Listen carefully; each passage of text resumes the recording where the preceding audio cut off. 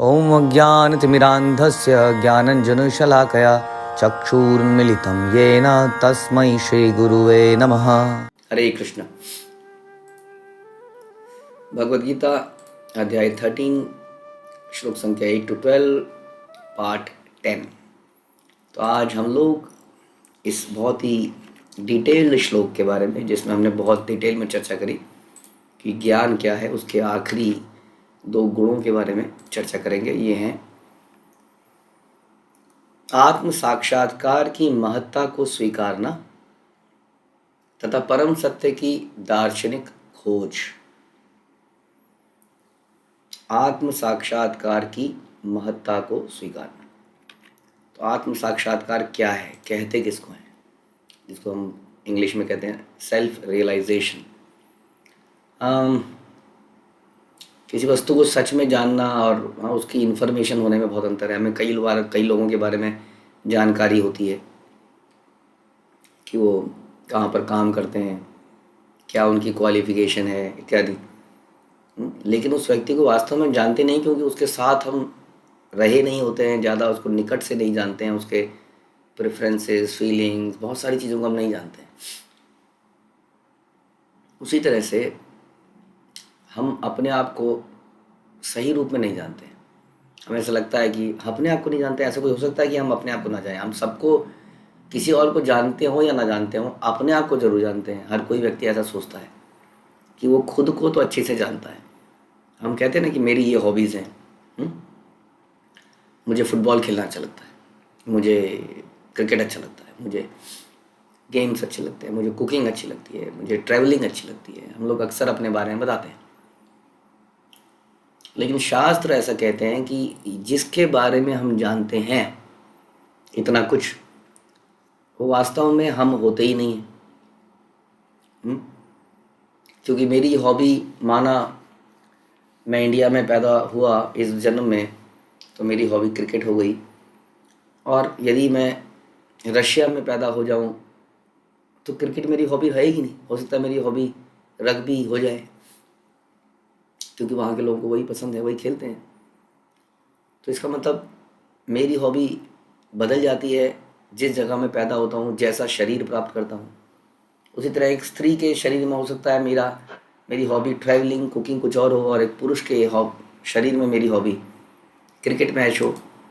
तो इसका मतलब शरीर के आधार पर, जहाँ पे मैंने जन्म लिया है उसके आधार पर, मेरी शिक्षा के आधार पर, न जाने कितने पैरामीटर्स के आधार पर मेरा सोच बदलती है, मेरा रंग रूप बदल जाता है, मेरी हॉबीज़ बदल जाती हैं, मेरा ज्ञान बदल जाता है, सब कुछ बदल जाता है। तो वास्तव में क्यों बदलता है? क्योंकि ये वास्तविक, हम अपने आप को वास्तविकता में जानते ही नहीं हैं।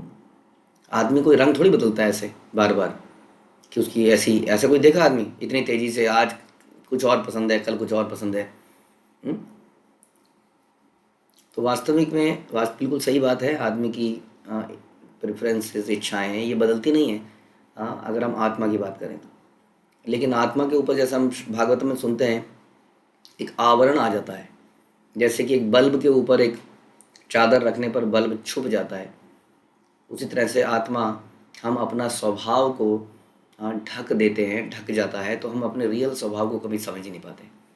और हम किसी और के स्वभाव को, शरीर को, जो जहाँ पर पैदा हुआ है, जहाँ शिक्षा प्राप्त करी है, उसके अनुसार जो हमारी सोच है, इच्छाएं हैं, उसको ही अपना मानकर उसको पूर्ण करने में पूरा जीवन लगा लेते हैं। हमें ये सिखाया जाता है एडवर्टीजमेंट में कि सपने अच्छे होते हैं, खूब सपने देखिए और उन सपनों को साकार करने में पूरा जीवन लगा दीजिए। जो अपने जितने ज़्यादा सपने पूरे कर पाया वो उतना ही सक्सेसफुल है। जो सपने नहीं देखता है वो डल है, वो मरा हुआ है, इत्यादि इत्यादि। तो हमने जीवन का उद्देश्य बना लिया इस शरीर की इच्छाओं को पूरा करने के लिए, जो कि वास्तविकता में मेरी इच्छाएं नहीं थी। जैसे मैंने बताया, क्योंकि मेरी इच्छाएं तो बदलती रहती हैं। आज मैं इस संसार में हूँ, इस जगत, इस भारत देश में हूँ, कल किसी और देश में हूँ, परसों किसी और देश में हूँ। मेरी इच्छाएं बदलती रहती हैं, उनको पूरा करने में हम लगे रहते हैं, और इस प्रकार एक इल्यूजन में जीवन जीते रहते हैं। हमारी वास्तविक इच्छाएं क्या है, फिर ये कैसे पता चलेगा? इसके लिए हमें जानना पड़ेगा कि हम वास्तविकता में कौन हैं। हम आत्मा हैं, ये अधूरा ज्ञान है।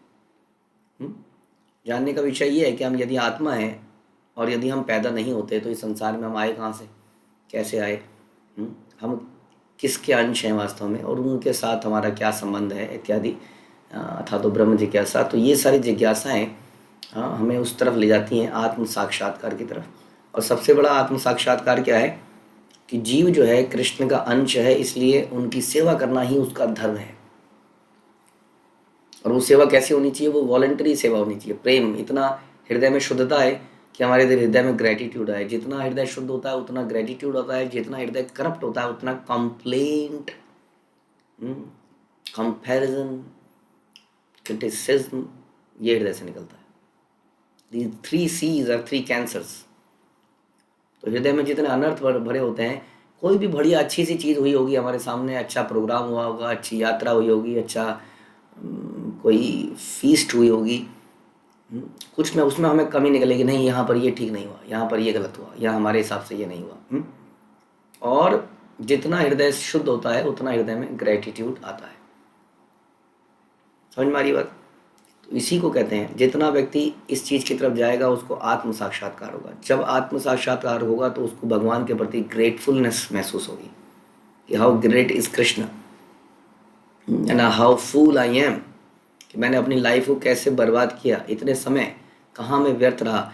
जितना हमारे हृदय में ग्रेटिट्यूड जब डेवलप होगा, कृतज्ञता डेवलप होगी, समझ लीजिए उतना आत्म साक्षात्कार ज़्यादा आ रहा है। बिल्कुल डायरेक्टली देख सकते हैं हम। कई लोग कहते हैं हमें तो मालूम है हम आत्मा हैं, यही बोलोगे ना आप, यही बोलने आए हो कि जीव कभी मरता नहीं है इत्यादि इत्यादि। हमें पता है, आपको सिर्फ पता है, इसको साक्षात्कार नहीं कहते हैं, आपको केवल इन्फॉर्मेशन है, रियलाइजेशन नहीं है। It is self realization. Realize कब होगा? जब पता चलेगा, जब हृदय में भगवान के लिए ग्रेटिट्यूड होगा, ग्रेटफुलनेस होगी, जिसके लिए कोई व्यक्ति अपना सर्वस्व त्याग करने के लिए तैयार हो जाएगा। जितना उसके अंदर भगवान के लिए, भक्तों के लिए त्याग करने की भावना है, समझ लीजिए उतना उसको सेल्फ रियलाइजेशन है। यस, यदि आप जानना चाहते हैं, क्योंकि यहाँ बताया गया आत्म साक्षात्कार की महत्ता को स्वीकार करना, भगवान कहते हैं ज्ञान है, कि there is nothing greater than self realization. सबसे बड़ी वस्तु संसार में क्या है? Self realization. कोई व्यक्ति अपने आप को समझे। और अभी हमने समझा, अपने आप को समझने का मतलब ये नहीं कि मेरा फेवरेट कलर कौन सा है, मुझे टिक्की अच्छी लगती है या भल्ले पापड़ी अच्छी लगती है, इज़ नॉट। हाँ, ये तो मूर्खों के समाज में डिस्कशन का विषय है। सेल्फ रियलाइजेशन कोई और विषय है। अपने आप को समझना, उसको रियलाइज़ करना। तो यदि हम ये जानना चाहते हैं कि हम अपने आप को कितना समझ पाए, वो पता चलेगा कि हमारे अंदर भगवान के लिए कितना ग्रेटिट्यूड है। और ग्रेटिट्यूड है कैसे पता चलेगा? हाँ, I am very grateful, thank you God for giving me this. This is not gratitude, this is general etiquette. Gratitude etiquette से बहुत ऊपर होता है, ये हृदय से निकलता है।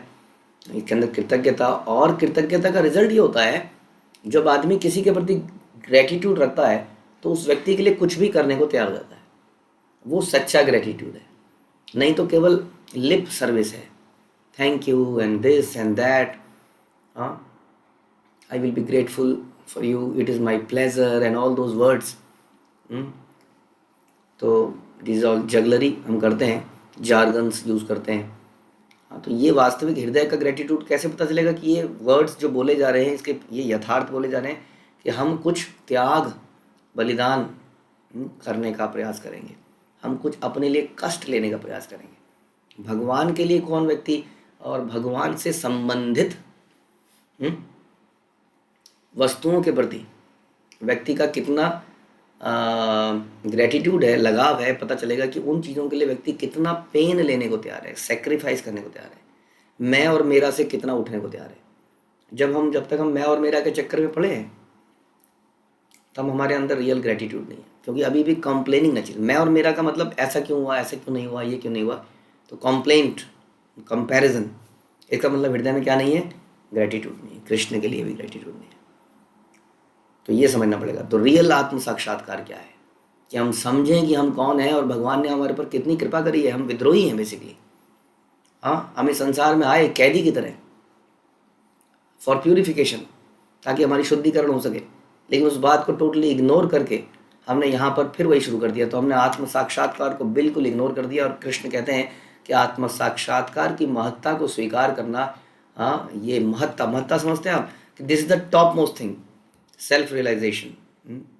इतनी सारी नॉलेज, इतना सारा ज्ञान, इतनी सारी यूनिवर्सिटीज़ बेकार साबित हो जाती हैं जो मनुष्य के अंदर यही नहीं पैदा कर पाती कि वो कौन है और भगवान कौन है और उसका क्या रोल है, हाँ, और what this God has given to us, और उसके लिए बलिदान की भावना पैदा नहीं कर पाते। तो इसको कहते हैं आत्म साक्षात्कार का महत्व का स्वीकार करना और परम सत्य की दार्शनिक खोज में लग जाना। और इस प्रकार जब हम पहले खुद को समझते हैं तब समझते हैं कि कोई परम सत्य भी है, हाँ, उसकी खोज करना। आत्म साक्षात्कार कंप्लीट नहीं है जब तक हम परम सत्य की खोज नहीं करते। जैसा हमने बताया कि मैं आत्मा हूँ, this knowledge is of no use unless कि मैं समझूं कि मैं आत्मा हूँ, परमात्मा का अंश हूँ, उस परमात्मा का इटर्नल नित्य सेवक हूँ। हाँ, और किस आत्मा का, किस परमात्मा का? परम सत्य की खोज का मतलब क्या है? परम सत्य, जो व्यक्ति जानता है कि परम सत्य 3 स्टेजेस में प्राप्त किया जा सकता है, रियलाइज किया जा सकता है।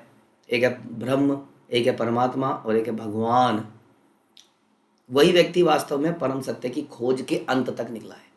जब व्यक्ति ये समझ जाए कि उस भगवान रूप के प्रति समर्पित हो जाना, उनकी कही की बातों के लिए जीवन न्यौछावर कर देना, जैसा कि हम भगवत गीता सुन रहे हैं, उसी भगवान के बुक से निकली ये गीत, इस गीत के लिए अपना जीवन बलिदान पे लगाने को तैयार हैं, तो समझ लीजिए हम परम सत्य की खोज के अल्टीमेट जगह पर पहुंच गए, we are at the top. अगर हम इस बात को समझते हैं, जो व्यक्ति केवल ब्रह्म को समझता है, ज्योति है, अग्नि है, अग्निपुंज है, सब तरह प्रकाश की तरह भगवान फैले हुए हैं, वो परम सत्य की खोज में बीच में अटक गए।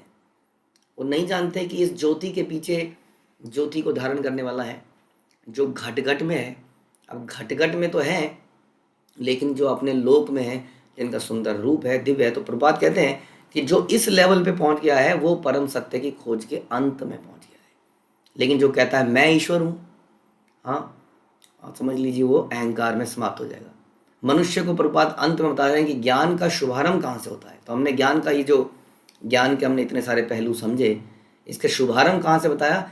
अमानित्व या विनम्रता से होता है। That is the first thing a person should achieve.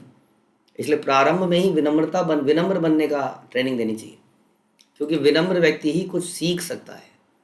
ये साधारण ज्ञान नहीं है। ये आपको ट्यूशन देने से, एक ट्यूटर आपके घर में आ जाएगा, आपके टुकड़ों पे पलेगा। जब आपका मन नहीं है तो आप उसको मना कर दोगे, आज मत आइए जी, समय नहीं है हमारे पास। ये नॉलेज सांसारिक नॉलेज नहीं है जो चंद पैसों के टुकड़े से खरीदी जा सके। ये आध्यात्मिक नॉलेज खरीदी नहीं जा सकती है। इसके लिए पहला मूल्य देना पड़ता है श्रद्धा का, विनम्रता का, और तभी ये ज्ञान हृदय में प्रकाशित होता है। कृष्ण जब भक्त के समर्पण से, उसके सरलता से, उसके विनम्रता से प्रसन्न होते हैं, तभी उसके हृदय में ये ज्ञान प्रकट होता है, नहीं तो नहीं। तो इस ज्ञान को, जो भी हमने ज्ञान के पहलू समझे इतने सारे, जो भगवान कहते हैं ये मैं ज्ञान डिक्लेयर करता हूँ, अदरवाइज कोई भी संसार में कोई वस्तु ज्ञान नहीं है। इसको करने के लिए हमें शुरू के जो गुण हमने सुने थे, विनम्रता, दम्भहीनता, इन सारे गुणों को अर्जित करने का प्रयास करना चाहिए, और तब हम अंत में पहुँचेंगे विच इज़ सेल्फ रियलाइज, आत्म साक्षात्कार की महत्ता और परम सत्य की दार्शनिक खोज। तो जब इन गुणों को अर्जित करेंगे तो अल्टीमेटली इस गुण पे पहुँचेंगे, नहीं तो कहीं बीच में ही अटके रह जाएंगे। तो भगवान ने हमें हमारी एक तरह से आंखें खोल दी। हमें लगता था कि ये ज्ञान है, वो ज्ञान है, मार्शल आर्ट, अर्जुन सोचते होंगे कि ये ब्रह्मास्त्र को छोड़ना ज्ञान है, तो कहीं बीच में आया ही नहीं। ज्ञान के डिफरेंट ही पहलू भगवान ने आज अर्जुन को बताए और अर्जुन को दिखाया, देखो क्योंकि तुम कुछ और ही तरीके से सोचते हो, आम आदमी किसी और तरीके से सोचता है, इसलिए बेटर है कि वो गुरु के पास जाए, कृष्ण के पास जाए। नहीं तो वो इस युद्ध को, जो युद्ध वास्तव में समाज में हमें लड़ना है, समाज की कुरीतियों के प्रति जो हमें युद्ध लड़ना है, जो अनर्थों के प्रति युद्ध लड़ना है, जो दम्भ के प्रति, और जो भी हमें युद्ध लड़ना है, उस युद्ध को छोड़ के हम भी चले जाएंगे अर्जुन की तरह। इसलिए भगवान की दृष्टि से हमें देखना पड़ेगा कि वास्तविक ज्ञान क्या है, और फिर डिसाइड करना पड़ेगा कि क्या करना है और क्या नहीं करना है। हरे कृष्ण। श्रील प्रभुपाद की जय, भगवद गीता की जय।